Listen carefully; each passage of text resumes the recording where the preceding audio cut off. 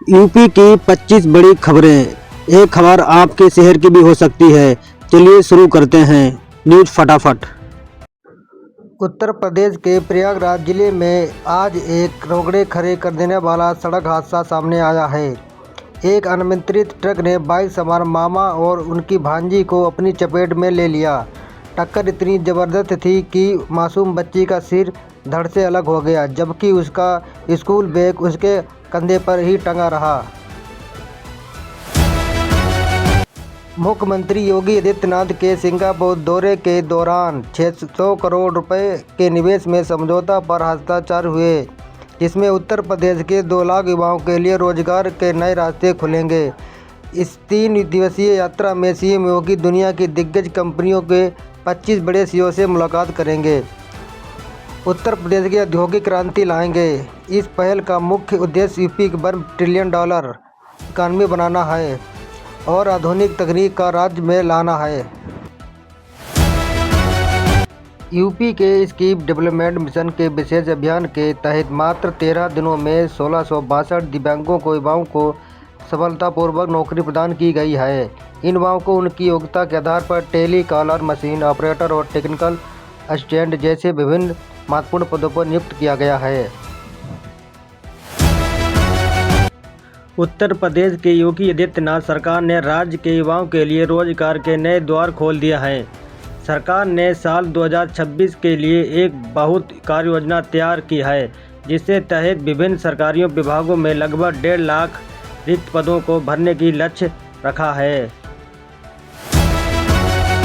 आज उत्तर प्रदेश में मौसम शुष्क और सुहावना रहेगा। अनुमान है दिन के समय आसमान साफ रहेगा और कहीं बारिश की संभावना नहीं है। यूपी धूप और गर्मी दिखाई देगी। उत्तर प्रदेश की राजधानी लखनऊ के पास पूर्वांचल एक्सप्रेस वे पर आज एक दिल देने वाला हादसा हुआ। एक तेज रफ्तार डबल टैंकर बस अनियंत्रित होकर पलट गई। इस भीषण दुर्घटना में अब तक 5 लोगों की मौत हो गई और जबकि 45 से अधिक गंभीर रूप से घायल हो गए हैं। आगरा में एक दुल्हन विदाई की रस्मों के तुरंत बाद ससुराल जाने के बजाय अपने जॉब इंटरव्यू के लिए सेंटर पहुंची। इस खास सफर में दूल्हा खुद अपनी नई नवेली दुल्हन को हाथ थामकर सहारा देने के लिए उसका हौसला बढ़ाया। दूल्हे ने समाज को बड़ा संदेश देते हुए कहा कि वह अपनी पत्नी के हर सपने के करियर में उसका सपना साथ देगा। शंकराचार्य पर बच्चों से कुकर्म और गंभीर आरोपों के बाद संत समाज में 2 गुटों में बंट गया है। महंत शर्मिंद्र पुरी ने स्पष्ट किया है कि यदि आरोप सही पाए जाएं तो दोषी कड़ी सजा मिलनी चाहिए। वही योगेश्वरी इन आरोपों से निर्धार बता रहा है। शंकराचार्य की छवि खराब करने के लिए एक साजिश करार दिया है।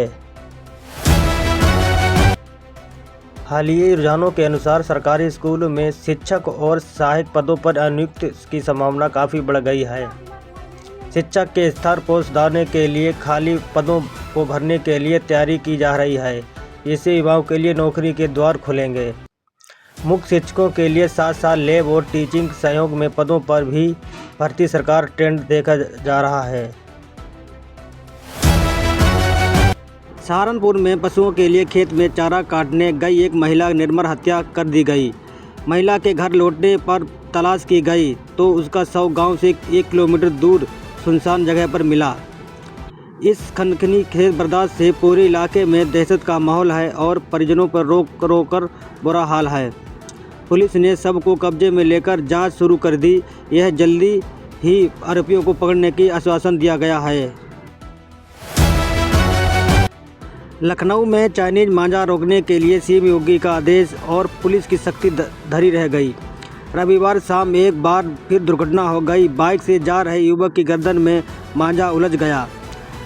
गनीमत यह रही कि तुरंत मांझा बाइक रोक दी। उससे उसकी गर्दन पूरी तरह कटने से बच गई। हालांकि गर्दन से तेज खून निकल रहा था। प्रयागराज में एग्जाम से ठीक पहले इंटर के छात्र ने सुसाइड कर लिया। उसने अपने दोस्त को आखिरी कॉल की।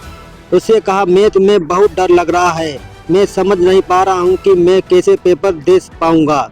इतना कहने के बाद वह अपने रूम में गया। वहाँ फंदे से लटक कर जान दे दी। छात्र 10वीं में अपने स्कूल का टॉपर रहा था। सीएम योगी आदित्यनाथ ने सोमवार में सिंगापुर में प्रवासी भारतीयों से मुलाकात की। उन्होंने कहा, यूपी में डिफेंस कॉरिडोर बना है।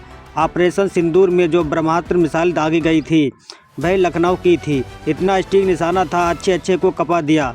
इस बार लोगों ने जय श्री राम के नारे लगाए। सीएम ने कहा, अगर आप 5 साल पहले अयोध्या गए होंगे तब वह पहचान नहीं पाएंगे, लगेगा त्रेता युग की अयोध्या आ गई है। भगवान राम के समय की इस बार प्रवासी भारतीयों ने जय श्री राम के नारे लगाए। लखनऊ में विश्वविद्यालय परिषद में नमाज पढ़ने को लेकर छात्रों के 2 गुट सामने आ गए, जिससे कैंपस में घंटों अफरा तफरी का माहौल बना रहा। प्राप्त जानकारी के अनुसार विश्वविद्यालय के कई हिस्सों में छात्रों को एक समूह द्वारा सार्वजनिक रूप से नमाज अदा की। जैसे इसकी खबर कैंपस के अन्य छात्रों को लगी, विरोध का स्वर मुख हो गया। देखते ही देखते छात्रों एक दूसरे गुट बाहर जमा हो गए। वह नमाज विरोध शुरू करने लगे।